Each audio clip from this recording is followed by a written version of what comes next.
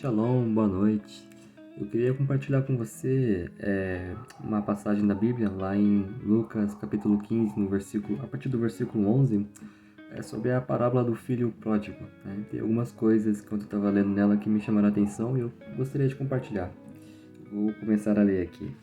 Jesus disse ainda: Um homem tinha 2 filhos. Certo dia, o mais moço disse ao pai: Pai, quero que o Senhor me dê agora a minha parte da herança. E o pai repartiu os bens entre os 2. Poucos dias depois, o filho mais moço ajuntou tudo o que era seu e partiu para um país que ficava muito longe. Ali viveu uma vida cheia de pecado e desperdiçou tudo o que tinha.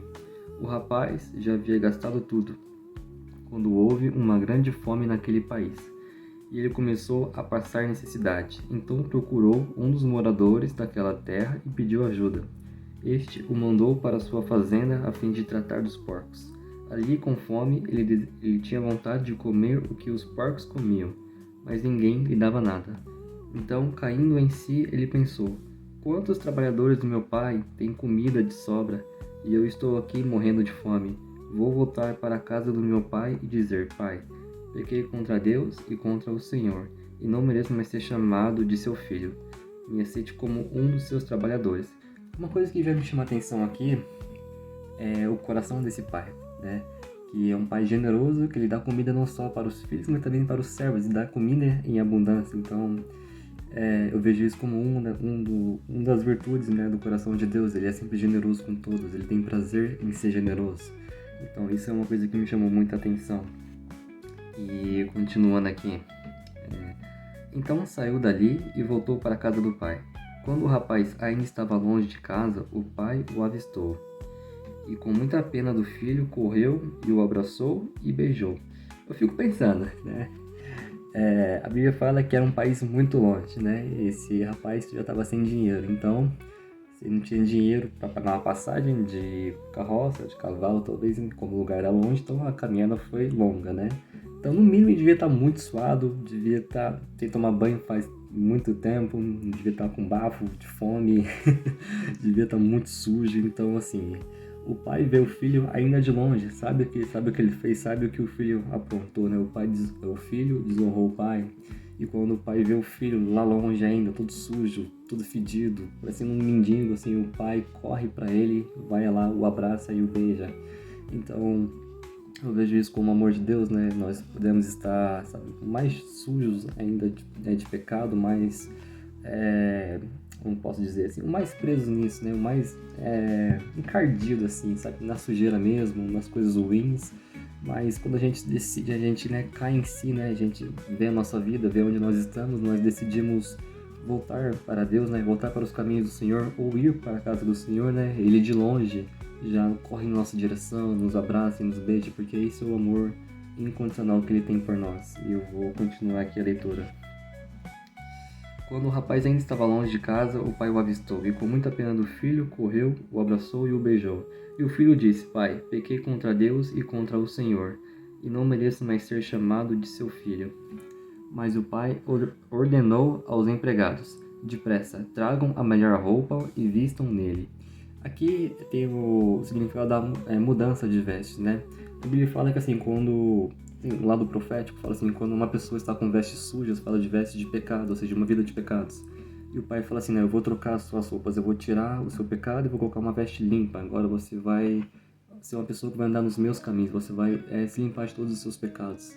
Então, isso aqui mostra o que Deus quer fazer na nossa vida. Ele quer nos tirar de uma vida de pecado, de uma roupa suja, e nos colocar uma roupa limpa, uma roupa nova, né? Uma roupa de vestes brancas, né? Roupas de filho, né? Isso é o que o Senhor deseja de nós. E continuando aqui. Tragam a melhor roupa e vistam nele. Ponham um anel no dedo e sandálias nos seus pés. Pelo que eu sei, sandália nos pés, assim, naquele tempo só filho usava sandália nos pés, escravo não usava. Então, assim, Deus ele também quer nos fazer filhos dele. Então, e continuando aqui. Também tragam e matem o bezerro gordo. Bezerra é vaca. Vamos começar a festejar, porque este meu filho estava morto e viveu.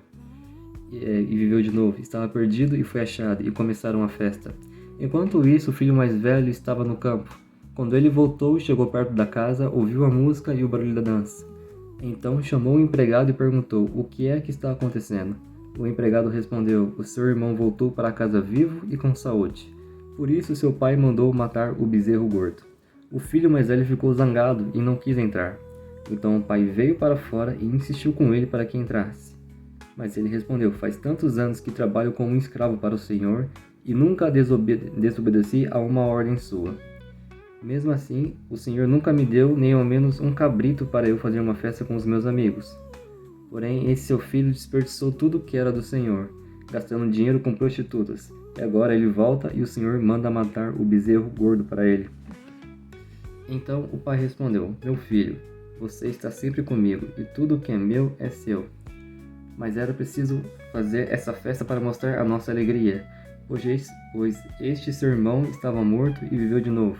Estava perdido e foi achado. O entendimento que eu tenho nisso é que assim, qual que foi o motivo da festa? O motivo da festa não foi porque o filho foi lá e aprontou e gastou tudo, não. O motivo da festa é porque o filho voltou para casa. Deus não se alegra, Ele não se festeja quando a gente faz um monte de burrada por aí. Sempre quando a gente faz o que não deve, Deus não se alegra com isso. Ele se alegra quando nós nos arrependemos, né? E tem outra coisa também que eu vejo nesse outro filho mais velho, né? Que ele meio que se revolta com o pai, né? Mas o pai diz aí, olha, tudo que eu tenho é seu também. Ou seja, a minha bênção é sua, né? E tipo assim, esse filho que saiu, foi para longe do pai, ele já estava até pagando pelos seus pecados, porque o pai vai dizer ao filho mais velho: oh, eu estou sempre com você. O seu irmão, ele estava longe de mim, então, ou seja, ele estava morto, né? Estava em um lugar de tristeza, de solidão. Então, ou seja, já é uma grande recompensa você servir ao Senhor, porque você vai estar junto dele, né? Você vai estar perto dele, né? E para as pessoas que não entendem, que tipo assim, então eu vou para Jesus, tudo que eu fiz fica por isso mesmo, não tem consequência nenhuma.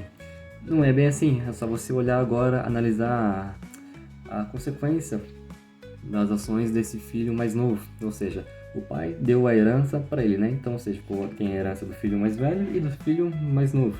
O mais novo desperdiçou a herança, ou seja, ele não tem mais nenhuma herança, porque o pai já deu tudo que era direito dele. E ele desperdiçou, então, ou seja, agora ele não tem mais nada. Então, ele vai ter que trabalhar agora para reconstruir a sua vida.